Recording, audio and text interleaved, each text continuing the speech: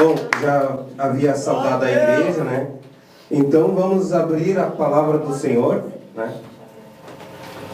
Como é o primeiro ano, né, do círculo de oração, então eu preparei já uma mensagem falando sobre a oração, o poder da oração, amém?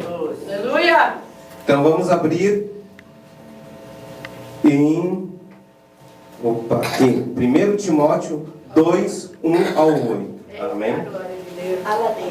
Aleluia! Quem quiser anotar o tema da mensagem é o valor da intercessão. Né? Amém? Aleluia! 1 Timóteo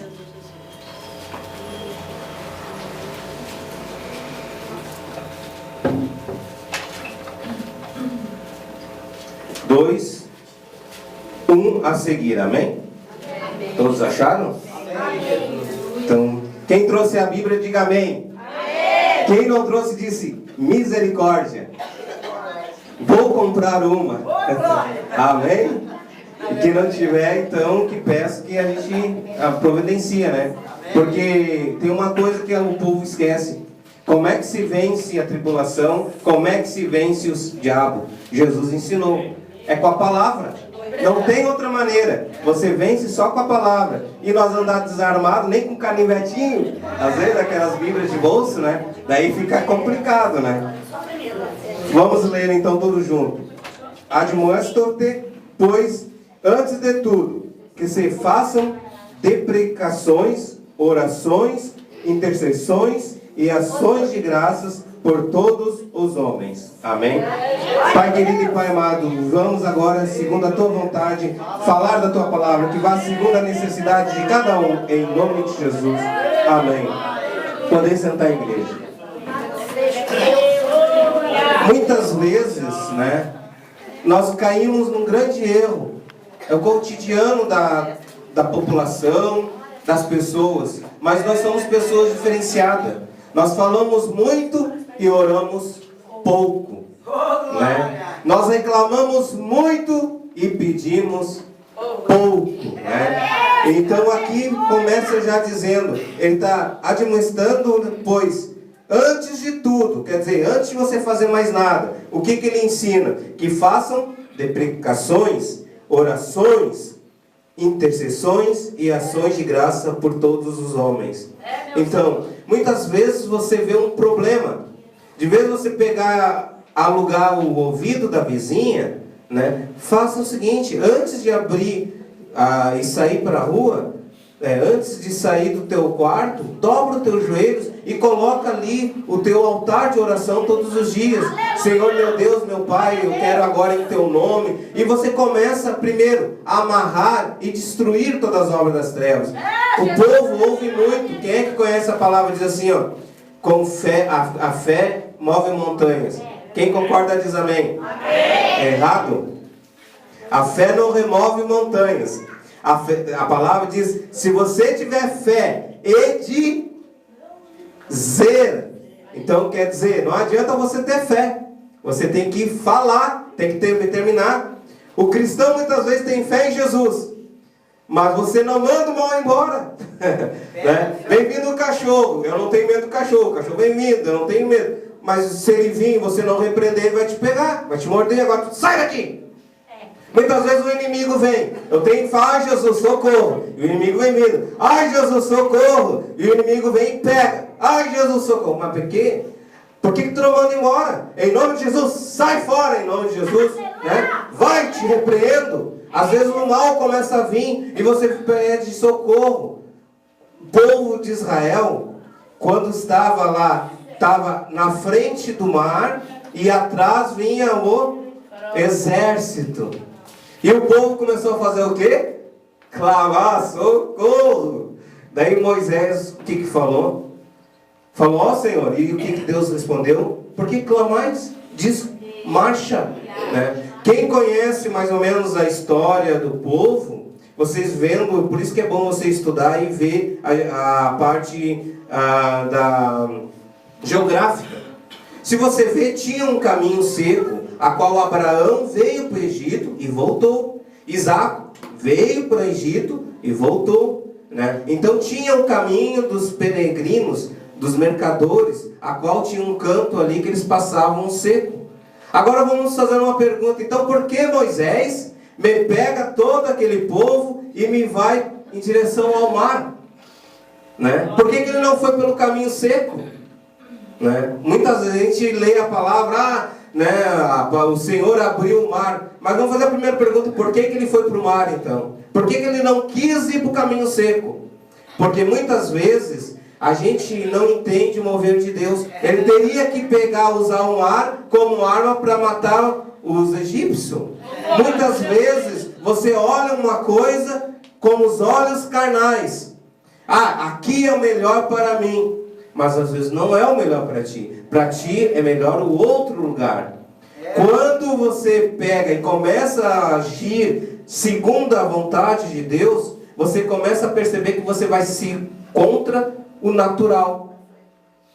Quando foram escolher, após Saul ser rejeitado, quando Samuel foi escolher o novo ungido, pegaram o quê? Passaram todos os maiores, os maiorais, mas esqueceram do menorzinho, o ruivo.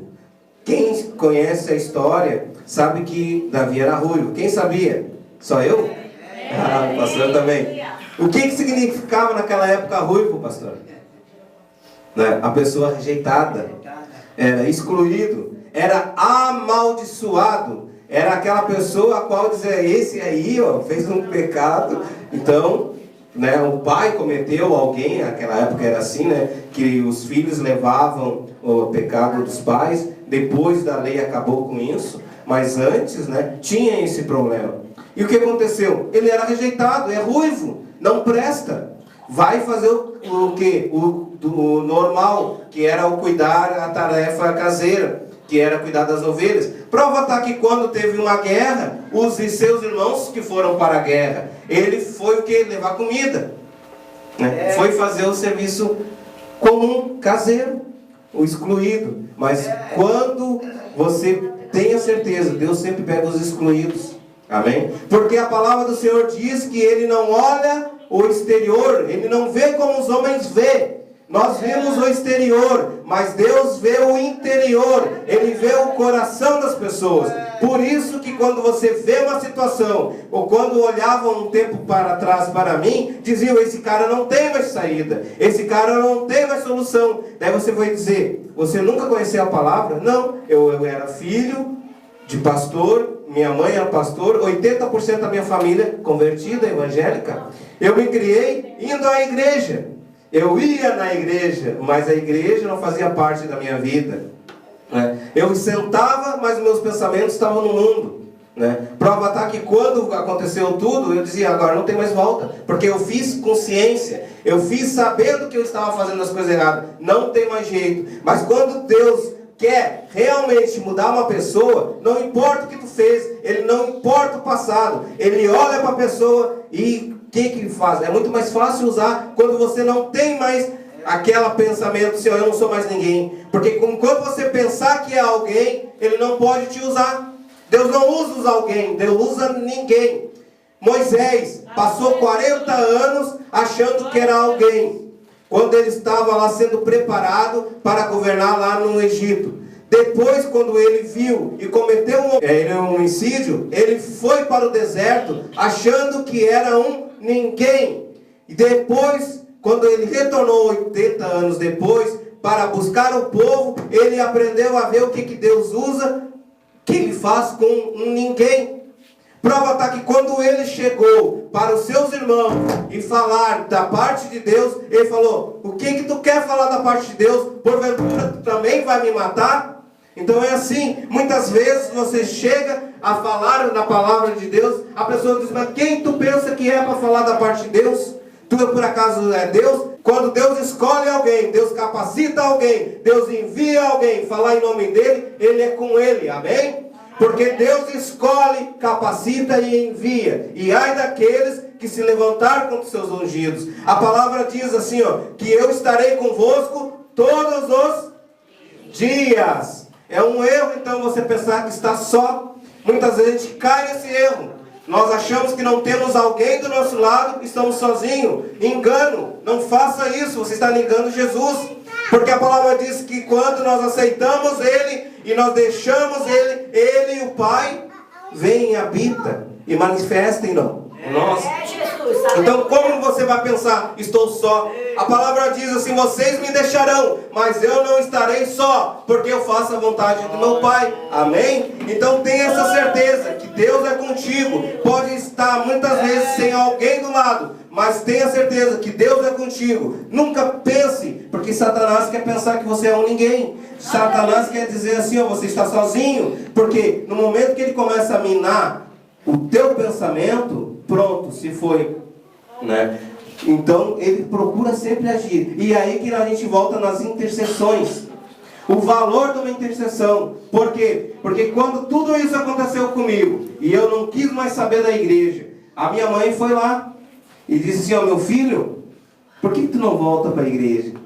E lá o pastor tem um hábito lá de tem uma mesa grande, a qual eles colocam as fotos para interceder para as pessoas, roupas também, né? Daí eu, sabendo daquilo, falei assim, olha mãe, olha Lucas, ó mãe, eu sei que a senhora botou minha foto lá, né? Pode deixar a minha foto lá, mas eu nunca mais vou voltar para a igreja. Daí Deus olhou assim, o que tu tá pensando, sem vergonha? É? Tu nunca mais vai voltar? Então tu vai ver. Como foi? Eu vou te pegar o anzol, vou te botar na boca, vou fazer tu cirandar e tu vai voltar. Realmente, eu não voltei assim caminhando, eu voltei de arrasto. Por quê? Porque as coisas foram acontecendo, foram apertando, foi dificultando, foi se tornando uma maneira insuportável, que eu tive que vir correndo. Porque fui corrido quantas vezes, eu não tinha medo da morte. Mas chegou a um ponto que era tanto que eu acabei tendo medo da morte. Então quando você está intercedendo por alguém e você vê aparentemente que a coisa não está acontecendo, outra coisa também, quando você começa a colocar alguém perante Deus, espere um pouco. Às vezes, quem é que planta aqui? Aqui eu acho que todo mundo planta. Quando você vai plantar, o que você tem que fazer com a terra? Tem que remexer. As coisas que estão lá embaixo, às vezes vêm para cima. Então daí você começa a colocar a pessoa perante Deus. Daqui a pouco tem um dito popular, quanto mais eu rezo, mais a assombração aparece, né? Mas não se apavora, é o agir de Deus. Porque como é que Deus vai agir no coração da pessoa, trazer aquela pessoa? É piorando, né? Porque no amor, quer dizer, no amor ninguém vem. Né? Se tiver tudo bem, a pessoa tô bem. Agora não começa a apertar, começa a cutucar, aí vai. Que nem esse dia nós fomos visitar a irmã. Daí a irmã tem a filha, eu digo, não te preocupa, né? Eu até falei para ela, depende do arroz que ela vai querer levar para voltar. Porque quando Deus quer trazer uma pessoa, ele faz. Jonas, né? Achou que ia fugir. Muito cuidado com quem vocês carregam no lado. Muitas vezes você está passando por uma tribulação que não deveria, mas porque você está do lado de uma pessoa amaldiçoada, por alguém que deixou a palavra de Deus, daí você vai levar choque junto. Por quê? Porque qual foi o pecado do capitão do barco? Ter Jonas no barco. Né?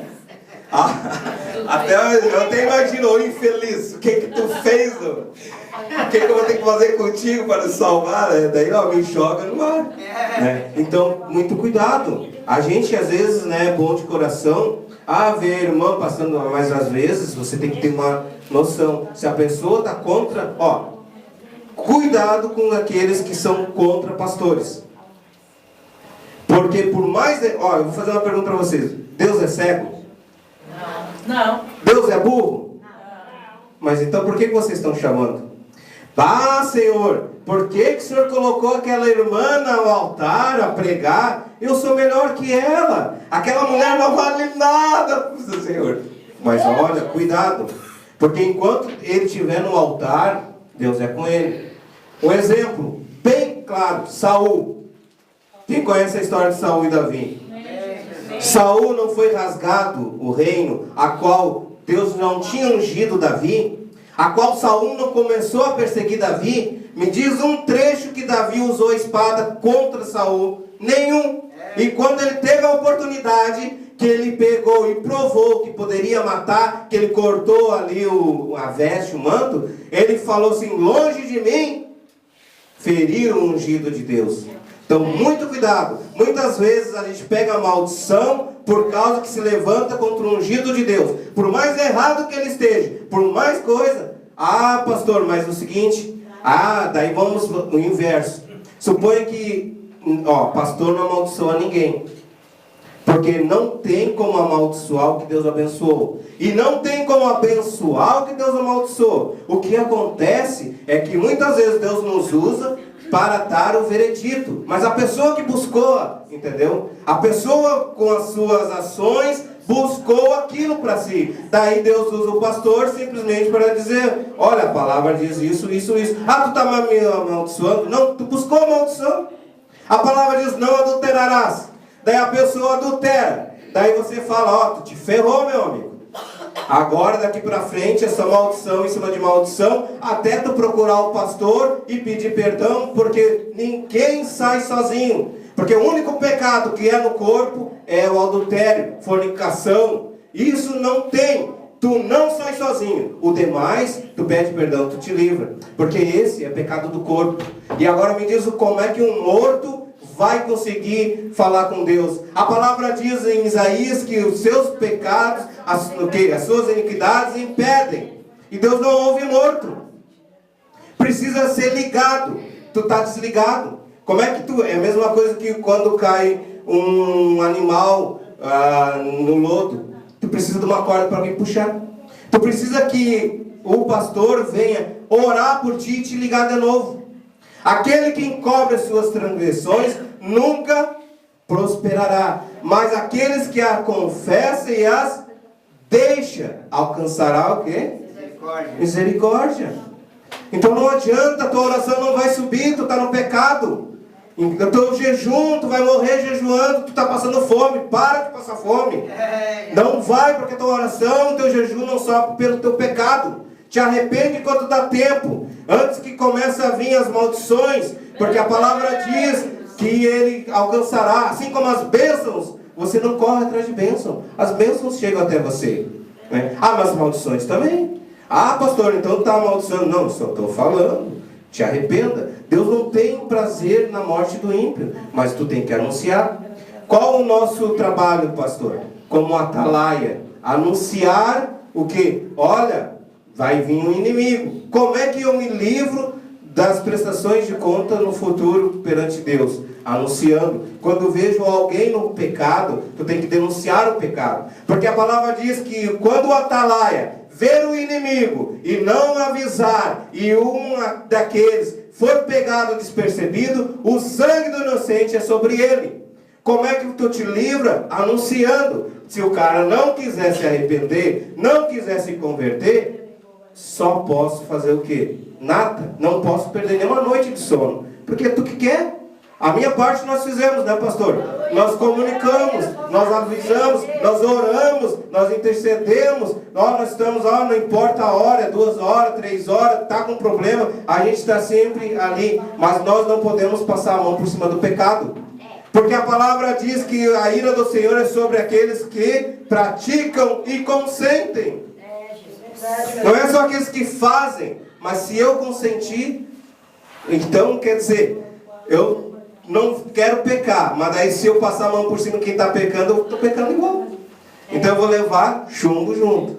Então a intercessão é importante nesse sentido. Você começa a colocar as pessoas, começa a colocar... Houve uma época, agora tem época de eleição, né? O que aconteceu? As pessoas votaram errado. Daí depois tiveram que passar 4 anos orando, ao ponto de ir na Câmara de Vereadores orar. Porque a perseguição foi tão grande contra as igrejas, que daí tiveram que correr atrás. O bom é você colocar pessoas que realmente são pessoas comprometidas com a palavra. É menos problema, porque quando o justo governa, a alegria. Por quê? Nós temos que aprender o seguinte. Daniel não era um homem que orava a Deus 3 vezes ao dia, e ele não era presidente de províncias. José não foi sair lá do meio dos seus parentes, Deus não introduziu na terra ali, preparando para aquele tempo de fome, já traçando para trazer o povo para o Egito, que já estava o propósito ali dos 400 anos. Então, nós temos que aprender que também os povos evangélicos governam. Olha o absurdo que chegou ao ponto. Quer exigir que nós casamos homossexuais. Nós denunciamos o pecado, amamos o pecador, mas não posso compactuar com isso. A palavra diz, ai do homem que se deitar com um homem e fazer de mulher. Como é que eu vou dizer que é bonito? A palavra do Senhor diz também que é elevado aos homens é abominação perante Deus. A sociedade pode concordar, mas o povo de Deus tem que bater pé e não concordar. Não podemos nos calar, porque se a gente se calar, daí sim que é pior, vai levar chumbo. Porque aquele que negar a palavra do Senhor, ou se envergonhar do Evangelho, Deus vai se envergonhar.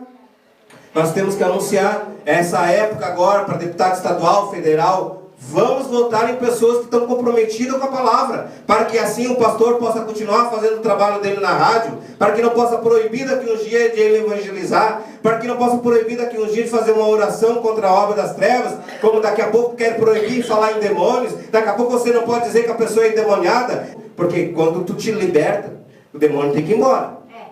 Mas a palavra diz que quando o espírito imundo sai de alguém, ele anda por lugares áridos, né? Não encontrando outro lugar, ele retorna, encontra a casa varrida, arejada, ele volta e traz consigo mais 7. Então, se era 1, é 7. Mais 7 dá 8. E o seu último estado será pior que o primeiro. Por que eu não gosto muitas vezes de orar por pessoas que não tem alguém que já tem um vínculo com o Evangelho? Ah, pastor, ora porque meu irmão está lá no hospital. Tá, mas só orar, você vai trazer ele para a igreja, você vai evangelizar, ou só orar, Deus vai libertar. Mas se não tiver alguém lá para pegar e evangelizar, ele vai morrer. Porque é o seguinte, quantas vezes nós oramos, pastor, né, para alguém que está na beira da morte, ou que já está em coma, daí volta. Daí o que ele faz? Agradece para Nossa Senhora, agradece para lá o Padre Reus. Eu já digo de cara, pode enterrar. Deus não aceita que a honra dele vá para outro. Como é que tu vai agora transferir uma honra que Deus deu para um demônio, né? Para ídolos? Eu já aviso antes. Olha, eu vou orar. Houve um caso também essa semana. Aleluia, olha, eu não convém orar. Porque se eu orar e não disser que foi Deus, ele vai morrer. Ah, não sei o que. Então tá, orei. Orei na sexta-feira, no domingo ele saiu do coma. Na segunda, terça-feira eu fui. Não deixaram eu entrar no hospital. Não precisa, eu estou orando.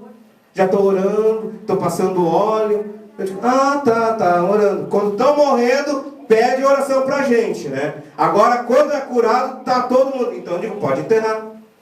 Pode enterrar, porque Deus não aceita isso. Porque se Deus pega e escolhe você, é você, não é fulano, não é ciclano. E tem essas histórias também de pegar aqui, pegar lá, não existe, né? Tem que ter foco. Tem que saber que é Deus. Se você pedir uma oração para o pastor, você tem que ser... E você tem que... Uma coisa que Deus não aceita é ingratidão. Deus usa a mão dele para orar. Quando você quer uma oração, pastor, daí é curado. Agora, quando Deus usa a palavra dele, quando usa a boca dele, não é bem assim. A igreja, eu acho que é assim. Eu tenho certeza. Eu tenho certeza que tu está calado, meu filho. Porque, olha, não adianta. Não adianta, não é o que tu acha, minha gente. É o que a palavra diz. Outra coisa, eu não tenho opinião. Ah, pastor, qual a tua opinião? Eu não tenho opinião. O que a palavra diz? Eu digo assim, ó, a palavra diz isso.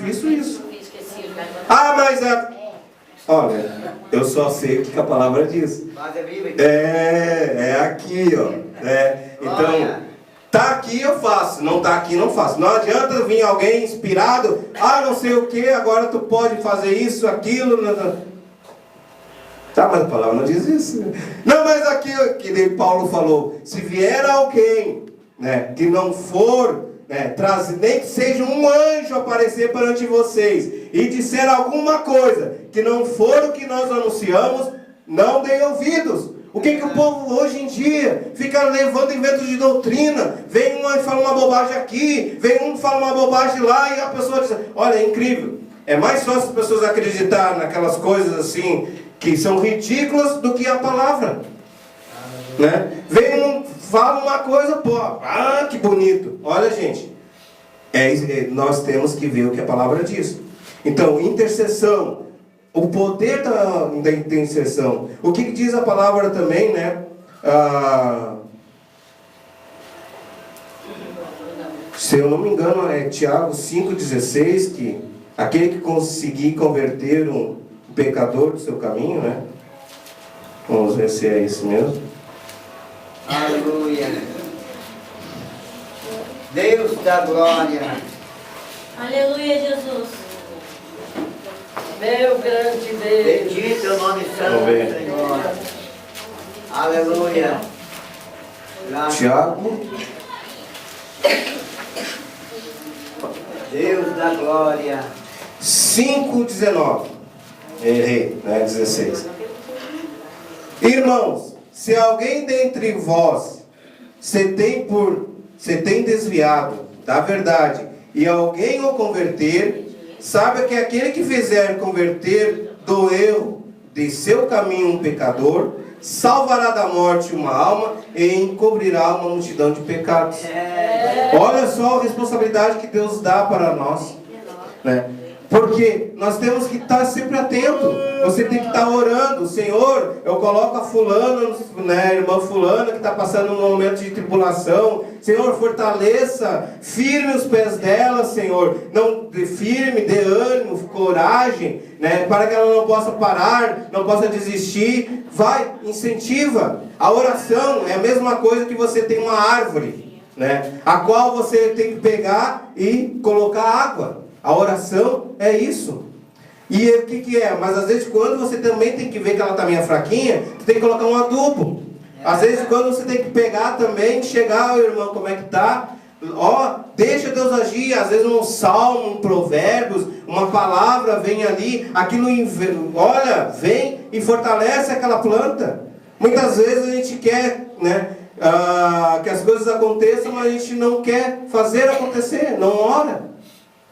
Temos que começar a colocar o pastor perante Deus, para que cada dia mais ele possa ser uma bênção, para colocar pessoas que possam auxiliar ele também, para que assim a obra possa crescer cada vez mais. E assim você vai colocando a oração, o círculo de oração, coloca as irmãs que fazem louvor, e assim você vai trabalhar na obra de Deus. Não é só estar aqui na frente pregando, não é só estar aqui cantando, é você colocando perante Deus a obra, colocando o bairro. Vocês começam a notar que vai começar a acontecer melhorias. Coloca o seu a rua, né? Senhor, eu coloco o meu vizinho da direita, da frente, de trás, coloca o seu trabalho também. Muitas vezes a gente reclama do trabalho. Coloca o trabalho, Senhor, porque aonde você estiver, né, você é luz, você tem que fazer a diferença. Abraão não tinha esse problema. Ele chegou para Ló e disse assim, se tu me disser que vai para a direita, eu vou para a esquerda. Se tu me disser para a esquerda, eu vou para a direita. Por quê? Porque ele tem a certeza que Deus é com ele. Então não adianta trocar de cidade, muitas vezes não adianta trocar de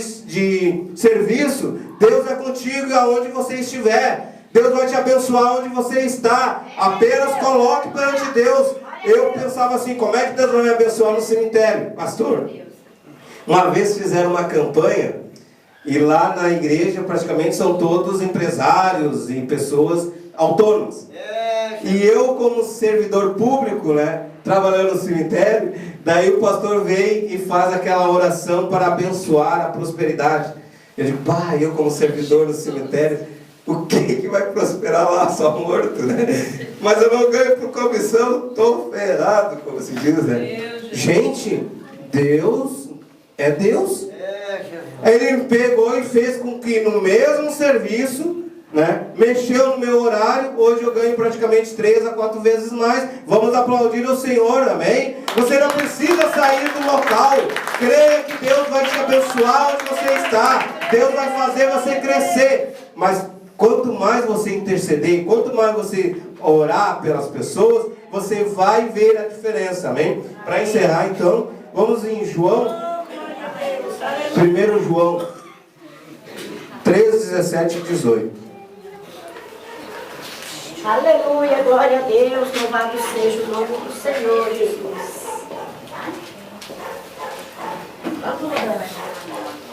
Amém?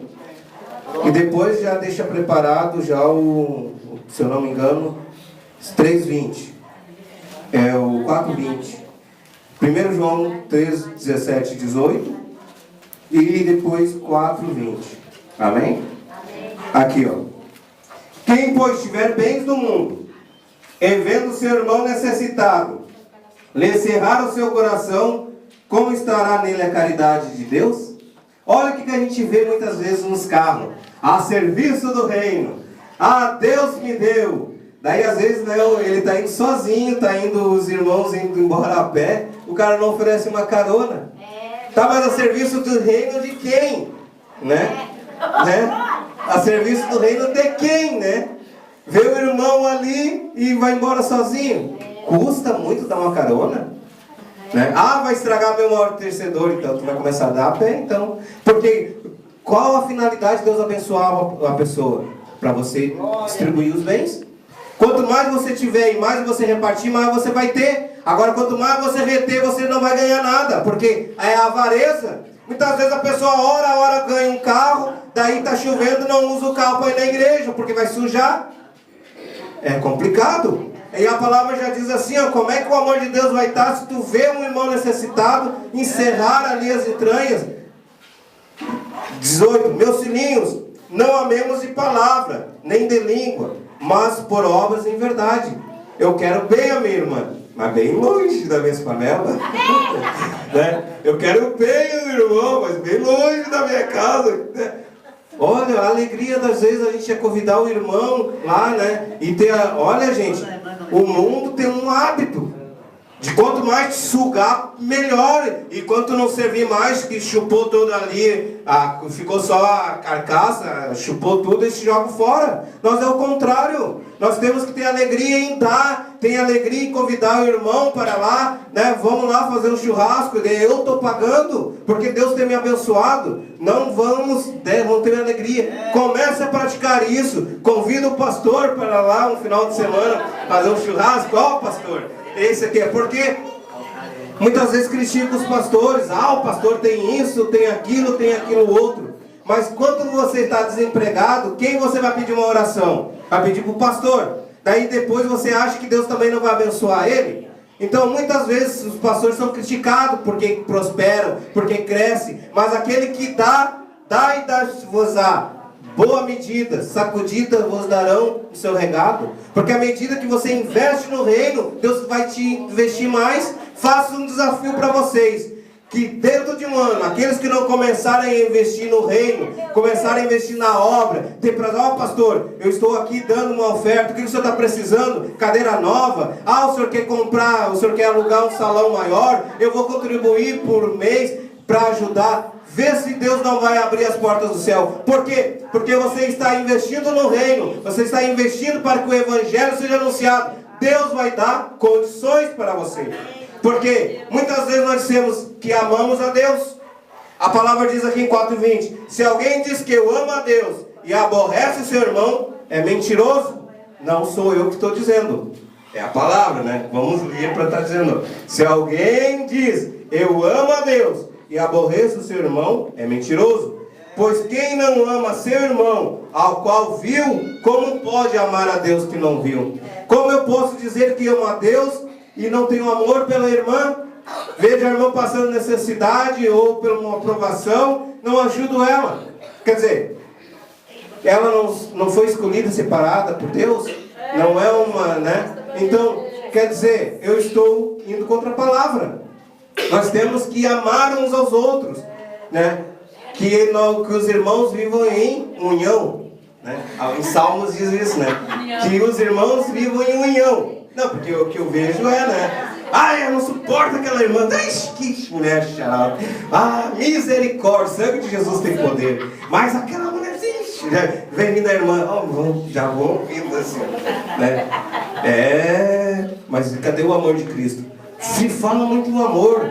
Amor, amor, amor. Amor, o que é amor? Amor é você amar alguém, você fazer de tudo por alguém e esperar que aquela pessoa vai vir contra você. Jesus não veio ao mundo para salvar o mundo e não foi caluniado, defamado, foi injuriado, cuspido, né? É isso, quando você tem o amor de Deus, espere que você vai ser perseguido, você vai ser defamado, você vai ser injuriado. E eu tenho alegria quando falam de mim, quando mentem de mim, porque assim o nome do Senhor é glorificado, né? A palavra diz isso: alegrai-vos quando vos mentirem, quando os homens falarem coisas más sobre você.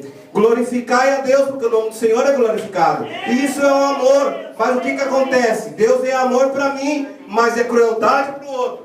Quando acontece uma coisa, Senhor, parte aquele irmão no meio. Senhor, eu não sou tapete do diabo. Rasga ele pelo meio. Cadê o amor, gente? Ao contrário, Senhor, tenha misericórdia do irmão. Ele não sabe o que está fazendo. Abra a mente dele, Senhor, tenha misericórdia, evite que ele faça isso, porque eu sei que o Senhor é comigo e o Senhor vai ter que defender eu, Senhor, que ele possa se arrepender do que está fazendo, da loucura que está fazendo, que ele venha retroceder. Se for necessário que eu vá lá falar com ele, eu vou, porque você tem amor para aquela pessoa. Nós devemos de orar pelos nossos amigos, né, e odiar os nossos inimigos, né? A palavra diz isso? Não. A palavra diz que nós devemos de orar pelos nossos inimigos, porque vos perseguem. Por quê? Porque tu tem que tirar a ira, o ódio, a raiva, a mágoa, rancor. Isso é uma coisa que te machuca, te destrói. Por isso que Jesus ensinou-nos a amar nossos inimigos. Quando a pessoa está te caluniando, está te perseguindo, ora pelaquela pessoa. Senhor, que aquela pessoa possa se arrepender e se converter. Senhor, que me dê uma palavra para que eu possa ir lá e falar alguma coisa que, né, possa mudar aquela pessoa. Assim como o Senhor me perdoou, perdoa ele também, porque nós não éramos mais que merecedores da misericórdia, né? Então, vamos fazer isso aí, vamos orar, vamos interceder, vamos parar de querer que Deus seja misericórdia para mim e juízo para os outros. Vamos procurar perdoar. Vamos pegar o exemplo da cruz. Pai, perdoai, porque eles não sabem o que fazem. Mesmo morrendo, ele ensinou o maior amor, perdão. Pastor, mas eu não perdoo. Não, se fez comigo, tem que pagar, né? E o que a palavra diz em Salmo? Em Salmo não, em Mateus: perdoa como eu perdoei. E se tu não perdoa, meu amigo, como é que vai ser perdoado? Então vamos ter isso aí. Vamos perdoar para sempre sermos perdoados. Vamos sempre amar as pessoas. Nunca ter ódio, mágoa, rancor de ninguém. Que isso é destruição para nossas vidas. Amém? Vamos colocar em pé então. Passar a palavra para o pastor, né? Eu não sei como é que faz, na oração, intercessão.